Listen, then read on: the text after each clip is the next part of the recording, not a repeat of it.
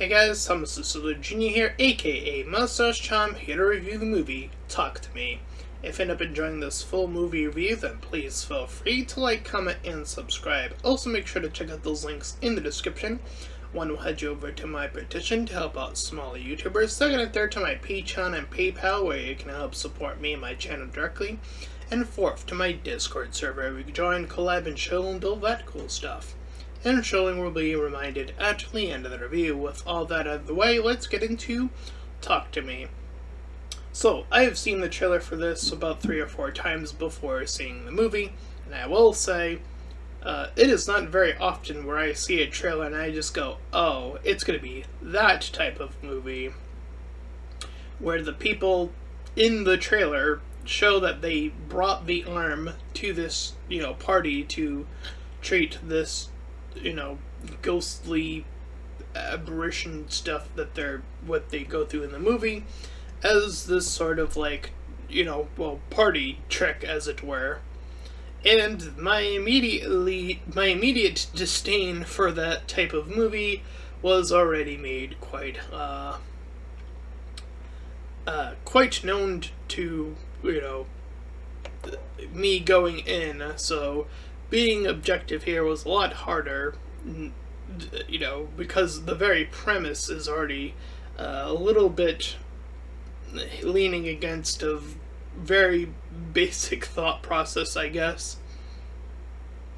But, and what really coincides with that is finding characters very unlikable, or having characters in these types of situations make really dumb decisions. And I am not a fan of people defending horror movies and saying, oh, if characters have to make the dumb decision. I'm like, that's so not necessarily true. I said necessarily, if you notice that. And there are definitely even ways of doing, quote-unquote, something stupid, or, that you could also simultaneously be like, oh, but was it necessarily the worst decision that they could have made?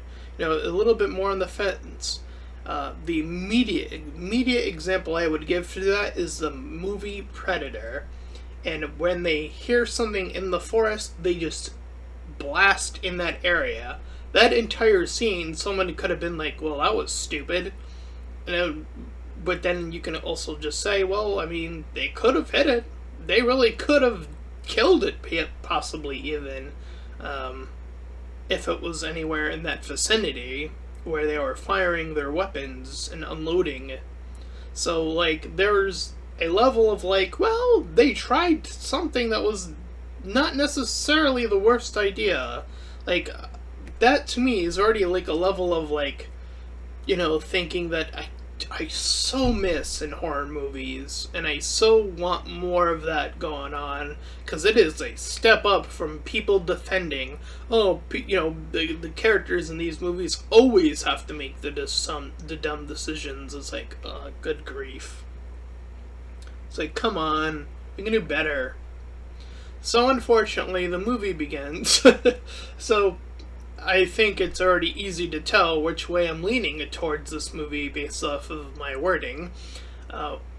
So yes, unfortunately it begins with a movie already having a character named Duckett, I don't remember how it's pronounced, grabbing his friend who seems to have already gone through holding it or being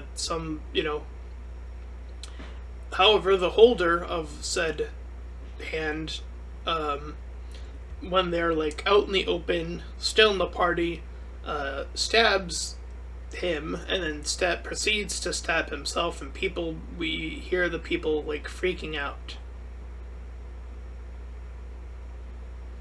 within the party. So that was our opening sequence, keeping that in mind. We then cut to our main character, a young woman named Mia, and she has a friend named Jade who has a boyfriend at the current juncture, and he's like calling in, and she all the while is tagging around a younger gentleman named Tyler. Not sure what his character was supposed to be in this movie, if I'm being quite frankly. I think they insinuated that he's like has a partner, but I'm not sure if like I don't know. Like they didn't. Well, it's not the key to the movie anyway. Anyway, so I'll just move along. So as she's picking him up.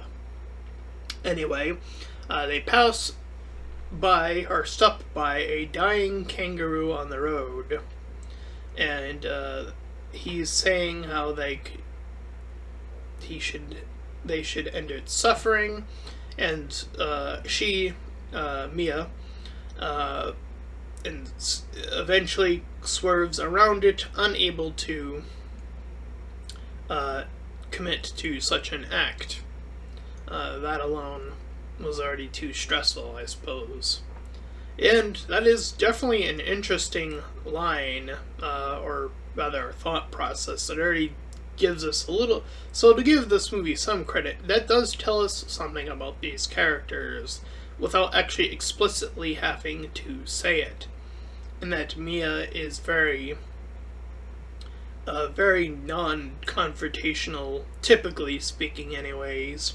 Very, probably a lot closer to pacifist rather than someone who would rather take an action.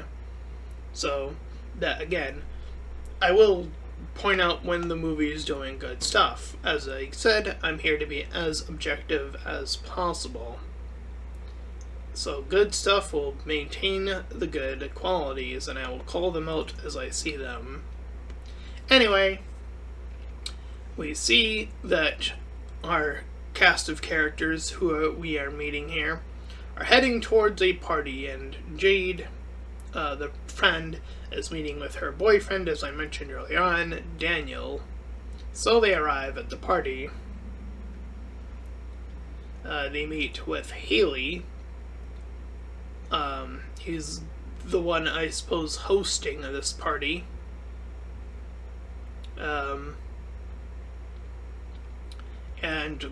they're ready to set it up. The whole thing revolves around this. So they set it up, and they're like, any volunteers? And Mia, as I just said a good thing about her, she immediately volunteers first.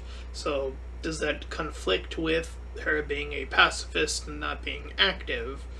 I would assume she would probably, I think that would be more fitting if she was a character who would watch a few others go first and then volunteer. But no, she actually volunteers first. So I do think that they kind of break her character pretty quickly, or I don't know. Again, I'm not sure if that's a break of character per se, but it's definitely a little bizarre at the very most, I'll say.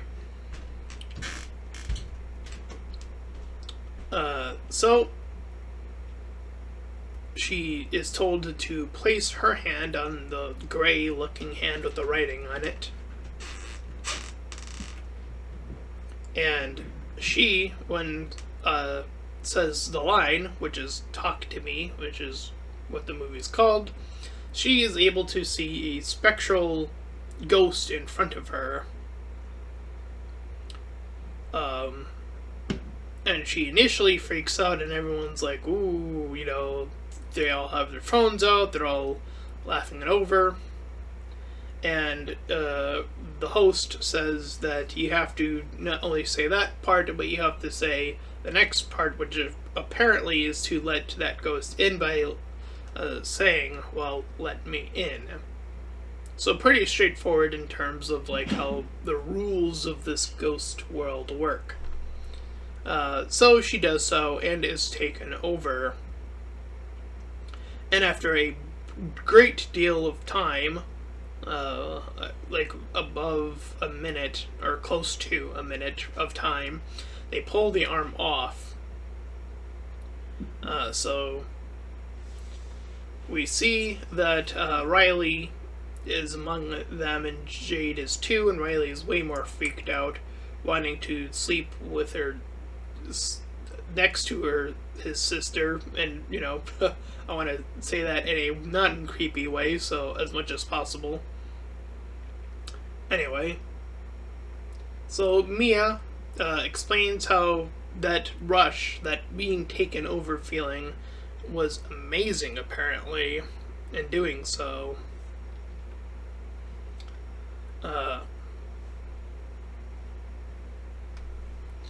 Thus, she talks a little bit how her mom passed away, or dad, I forget which one it is.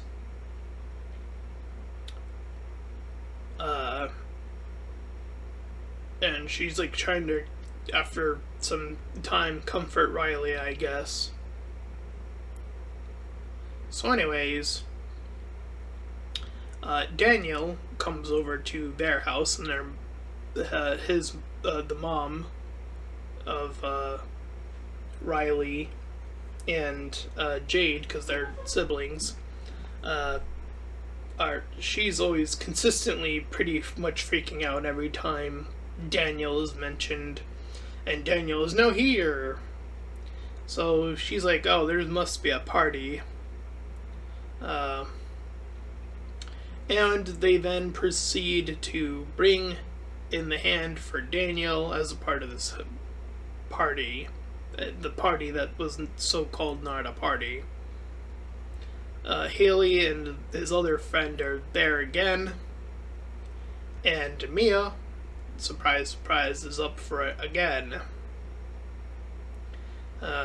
She says they probably would want to continue doing it without the dog present there, because the last one with Daniel was done with the dog in the room, and that did not go over well, with the possession having them fall over and making out with said dog. That happened in the movie. No joke. We then do a montage of the few of them doing it over and over again. So there's like 3 or 4 of them that are consistently doing that. Mia, the host, and the host's friend are like the 3 that are doing it throughout the montage. And the other 2 are just watching while I think Daniel actually gets back in eventually in the montage, I think. But after a great deal of those, Riley wants to try it. He is the youngest in the group.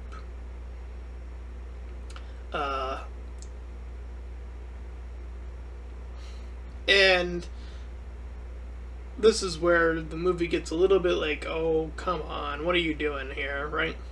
So Riley says, I want to do it, and the group seems to be like, oh, I don't know about that, you seem a little bit too young, and even the sister's like, oh, you were freaking out. And Mia's like, she starts, and because he's insisting, so Mia's, as a friend, is insisting, I suppose is the best way of putting this, to put down the time that he's in there for. So usually they go for a minute, so they're like, okay, let's try it with reducing like 10 seconds off the clock, and then one of the 2 mentions like, let's reduce it by another 10, and then they're like, and the others kind of give in at this point. They're like, okay, that might work. Which really pisses me off, because later on in the movie, they're like, it's all your fault, Mia. It's like, what the fuck are you talking about? You caved in. What are you talking about? It's all her fault. You caved in. Ugh. That part in the movie really just, made me hate all the characters, quite frankly, if I didn't hate them already. Anyway, so, also conveniently, as Riley is wanting to do this, it's Mia's mom, and just to make the rules crystal clear at this point, because I think this is also vitally important. Once you say "talk to me" in the movie, the concept is you see a ghost. The second part, again, just a refresher, is to say "let me in." So at this point, he says the first part. He says "talk to me" and sees Mia's mom. At any juncture, before saying "let me in," he can turn to her and say, "I see your mom," or "I recognize this person," or something. But no, he says nothing. He gives Mia a look, which doesn't do anything, by the way. It doesn't signal enough information to even her what is going on. I mean, you would suspect, since he was already sort of freaking out before, that that might be the first person he might even look to. That might have been even her thought process. You don't know. Like, why wouldn't you specify, "I see not only a ghost, but I see a ghost you would probably recognize," or say something, I don't know. Instead, he just does the second part. He says, "let me in," and then Mia's mom heads into him, and once she recognizes, because now that he's possessed, he immediately looks to Mia as possessed, Mia's mom, and starts saying things that only Mia's mom, thusly Mia, would understand.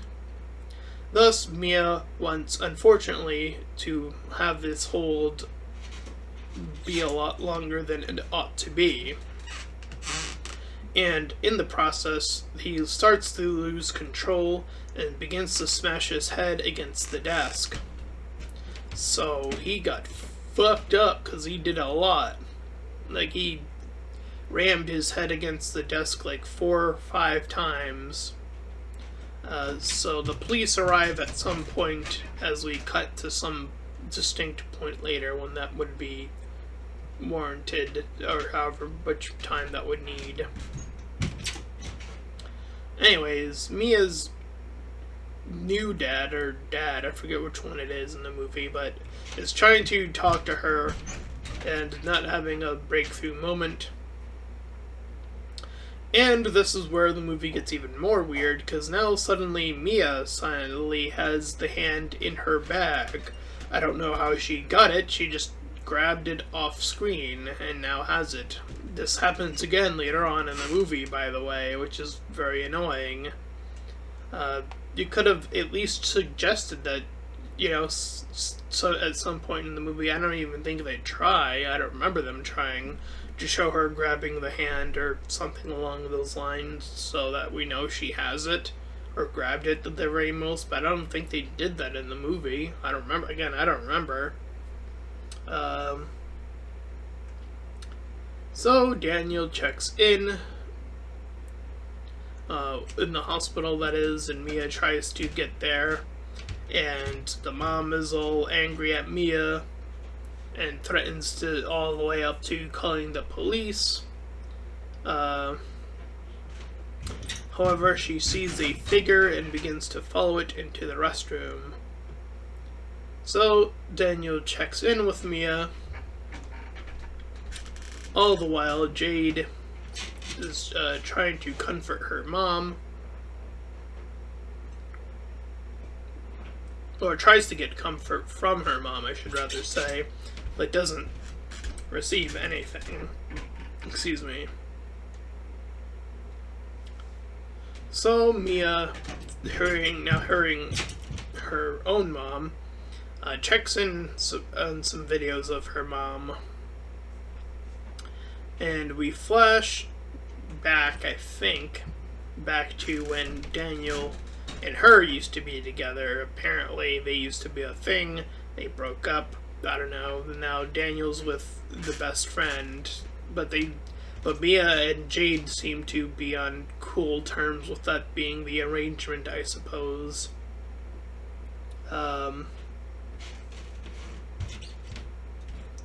And thusly a dead woman walks up to her, so she awakens from what appears to be some sort of nightmare. And then she proceeds to see a ghost sucking on Daniel's foot, only to be perceived by Daniel as the one sucking on said foot from her. So, yeah, talk about awkward. This movie has quite a bit of fetish in it, I guess. Anyway. So, Mia hits herself, wanting to try to snap out of whatever is happening to her.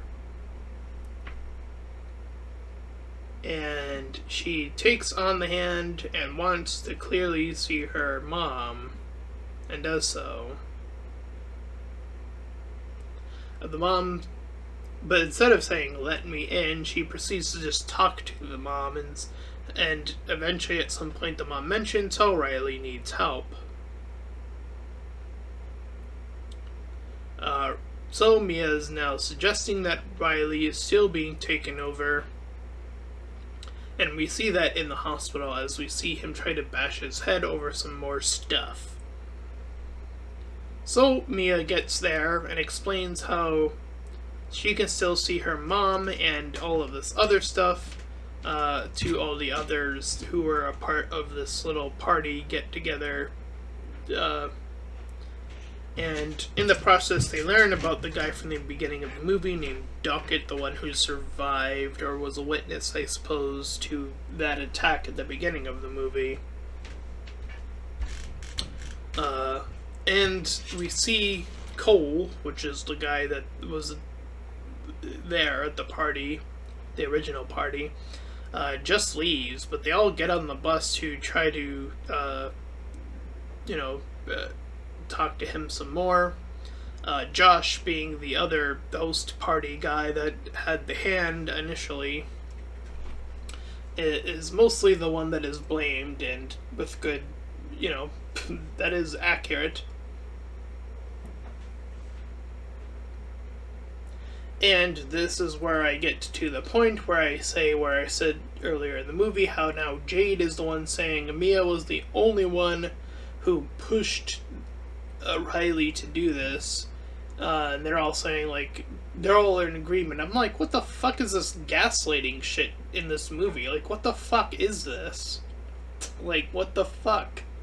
That's not even remotely what happened. So, not a fan of this type of gaslighting, but Jesus Christ, it happens. Makes me, again, hate all of the characters almost instantly. Oh, and by the way, talking about the hand, the other group, Josh and the other host guy, they have the hand back now, somehow. We didn't see her pass back the hand at any point, but now they have the hand. And she takes the hand back from them. So it's I don't know, it's so weird.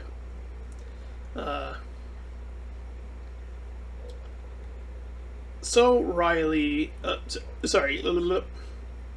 Mia mentioned Riley and wanting to make sure that his body is his own. So she eventually somehow convinces the others, or at least her, Jade, and Daniel to go back to the hospital and just make sure that everything is in its right place.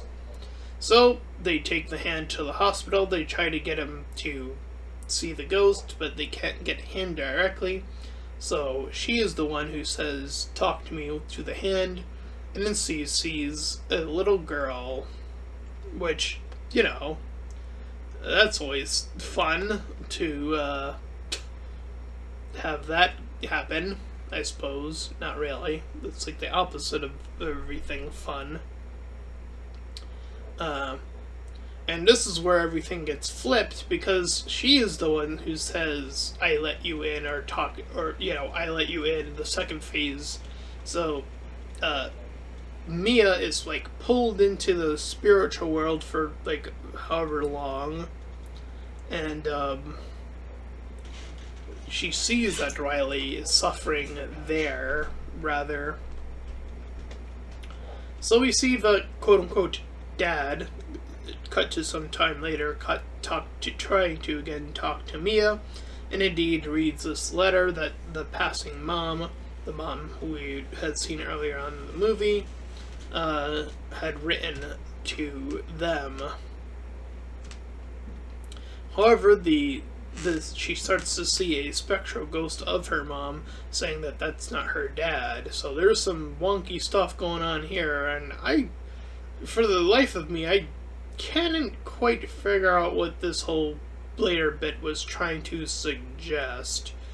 There seems to be like this level of manipulation that these ghosts are doing throughout the movie, and particularly the later half, where, you know, from the foot fetish thing onward, it seems to be like one person will experience that, and then the other person will experience, I guess, what would appear to be a possession, I guess, is the best way of putting this. It's a little hard to put into perspective, I suppose. Which, you know, anyway. Due to this confusion, as it were, she's like seeing, or Mia sees like she's like the door to her room is getting knocked down. She gets like tackled by a ghost, which looks like her dad currently, and then it lines up so well that the real dad is trying to get in there, and when he does, Mia, having grabbed these scissors in place, jabs upwards to where the ghost would have been, and then ends up just stabbing her own father instead. So that is how dangerous this level of confusion gets, quite frankly. So, Jade tries to make contact with Mia, and we see Jade leave, as Mia returns to the hospital. And with these level of fake outs, we can suggest at the very most that something very bad's going to happen here. And we see that the mom, though, seems to have calmed down a great deal, now appreciating that she has returned, so I guess she just needed some time. However, we see that some demons are taunting Mia. All the while, Jade, we see her get to the house and see the dad, and she calls to warn the mom and says, like, something's wrong with her. We see that Mia is far along, right at the edge of a highway, with Riley in a wheelchair. And it seems like the way that this is going to be set up is like, oh, is she going to push them both him and herself into this, you know, I think the ending seems to suggest that she let go and then went ahead. Seems to be the outcome I think this movie is trying to go for. As we see Mia indeed get hit, and cut to an abrupt cut to her in the hospital. And she's looking around and looking at all these people sort of walk, you know, through their lives as if things are returning back to a sense of norm. So I don't know how much time has passed between her being hit by a car and whenever this is happening, but I'm guessing it's not like instantly. More so that the lights are turning out, and she's looking around her father, and no one else seems to be interacting with her. She's confused all throughout, until she sees a light flicker, and sees a hand almost appear on the other side of the flickering light, and she grabs a hold of it, and thus we see a party of people, and the person on the other side, now that we it's come to the realization that Mia has officially crossed over, that she is the one that these new party people are doing the whole talk to me thing to. And that was the movie. So yeah, this was generally as well thought out as I thought it was going to be. Quite frankly, from where this item is in general, and how it sort of just passes along for utter convenience sake, to the gaslighting, to just the outright characters just being annoying or not saying the right thing at the right time.